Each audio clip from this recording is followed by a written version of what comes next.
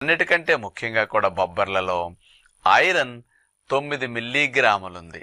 మనకి ఒక 30 మిల్లీగ్రాములు ఒక రోజుకు సరిపోతుంది.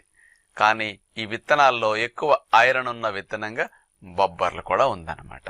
అంటే చక్కగా రక్త పుష్టికి, బలానికి, అట్లాగే మాంసకృతులకి చక్కటి లాభం ఇస్తుందని అర్థమవుతుంది. మరి 100 గ్రాముల బొబ్బర్లలో 24 గ్రాముల ప్రోటీన్ అంటే మేక మాంసంలో 21 గ్రాము ప్రోటీన్ ఉంటుంది 100 గ్రాముల మేక మాంసం. చేపల్లో 15 గ్రాములు, 18 గ్రాములు, 20 గ్రాములు, అట్లా 10 గ్రాముల ప్రోటీన్ రకరకాలను బట్టి, చేపలను బట్టి మారుతూ ఉంటుంది ప్రోటీన్. కోడి మాంసంలో 24, 25 గ్రాముల ప్రోటీన్ ఉంటుందన్నమాట 100 గ్రాములు తీసుకుంటే.